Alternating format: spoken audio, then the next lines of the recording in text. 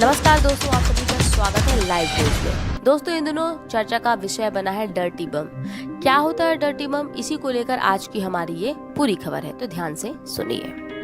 दरअसल दोस्तों, एक डर्टी बम एक रेडियोलॉजिकल हथियार की तरह काम करता है, जो होने वाले विस्फोटकों के साथ रेडियोधर्मी सामग्री को जोड़ता है। इसका मतलब है कि डर्टी बम एक ऐसा हथियार है जो पारंपरिक विस्फोटक जैसे कि आपके डायनामाइट्स या फिर यूरेनियम जैसे कि रेडियोधर्मी सामग्री, इनको जोड़ने का काम करता है। यह अक्सर आतंकवादियों के एक हथियार के तौर पर जाना जाता है।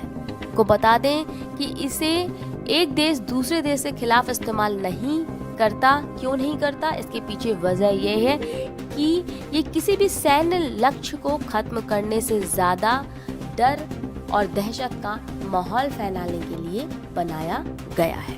इसे रेडियोलॉजिकल डिस्पर्सल डिवाइस कहते हैं। साथ ही साथ इसे शॉर्ट हैंड भी कहा जाता है। कुल मिलाकर एक ऐसा उपकरण या डिवाइस जो रेडियोधर्मी पदार्थ को फैलाने के लिए उपयोग किया जाता है। आमतौर पर डायनामाइट जैसे अक्सर इस्तेमाल किए जाने वाले विस्फोटकों के साथ किसी भी तरह के रेडियोधर्मी पदार्थ का इस्तेमाल किया जाता है इसके द्वारा। इस हथियार को आतंक फैलाने के हथियार के रूप में देखा जाता है। साथ ही साथ आर्थिक नुकसान करने के लिए भी इसे जाना जाता है। ये हथियार इतना खतरनाक होता है कि ये एटॉमिक चेन रिएक्शन पैदा करते हैं, जो कि शहर के शहर बर्बाद कर देते हैं। अब सवाल उठता है कि क्या डर्टी बम परमाणु हथियार की श्रेणी में ही आएगा? तो आपको बता दें कि ऐसा बिल्कुल नहीं है। क्यों? क्योंकि एक डर्टी बम से विस्फोट पारंपरिक विस्फोटकों के जरिए होता है, वहीं परमाणु हथियार से विस्फोट एक परमाणु प्रतिक्रिया से होता है। ये डर्टी बम परमाणु हथियार की श्रेणी में नहीं आता। आपको याद दिला दें कि जब द्वितीय विश्व युद्ध हुआ था, उस द्वितीय विश्व युद्ध में अमेरिका ने जापान पर परमाणु बम को गिराया था। दोस्तों, परमाणु हथियार से होने वाला विस्फोट पूरे शहर को बर्बाद कर सकता है। उदाहरण के तौर पर 1945 में नागासाकी पर गिराया गया परमाणु बम। दोस्तों, परमाणु हथियारों को खत्म करने के लिए चलाए जा रहे अंतर्राष्ट्रीय अभियान ICAN यानी ICAN के हिसाब से एक डर्टी बम में पारंपरिक विस्फोटक केवल कुछ इमारतों को ही क्षतिग्रस्त कर सकता है। वहीं United states department of homeland security यानी DHS के हिसाब से एक परमाणु विस्फोट से मशरूम के जैसे बादल दसियों से सैकड़ों वर्ग मील की दूरी तय कर सकता है। तो दोस्तों, एक डर्टी बम से अधिकांश रेडियोधर्मी सामग्री शहर के कुछ ब्लॉक या कुछ वर्ग मील में फैल सकती है और उसे नुकसान और क्षतिग्रस्त कर सकती है। अब सवाल उठता है कि क्या इससे पहले कभी डर्टी बम का इस्तेमाल हुआ है या क्या कभी डर्टी बम का इस्तेमाल हुआ है? दोस्तों, दुनिया में अब तक डर्टी बम का सफल हमला नहीं हुआ है।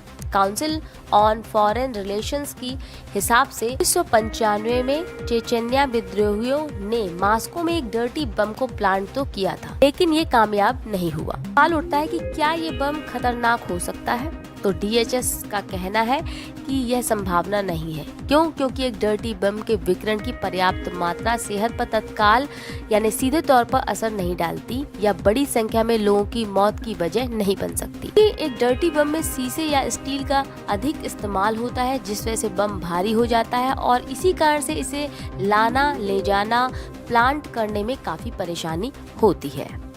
एक खतरनाक डर्टी बम बनाने के लिए शायद भारी उपकरण और रिमोट हैंडलिंग टूल की आवश्यकता हो सकती है, जो कि रेडिएशन या विकिरण को फैलाने के दायरे को सीमित करता है। एक डर्टी बम से कितने रेडिएशंस का खतरा हो सकता है, आइए इसके बारे में भी आपको बता दें। तो दोस्तों, टेक्सास हेल्थ सर्विस के हिसाब से एक डर्टी बम से पैदा होने वाला जो विकिरण है वो एक डेंटल एक्सरे के दरमियान जो पैदा होने वाला विकिरण है उसके बराबर ही होता है। वहीं इस पर DHS का कहना है कि रेडिएशन से होने वाली बीमारी की गंभीरता समय के साथ कम होती जाती है। साथ ही से बचने के उपाय भी काफी सरल होते हैं।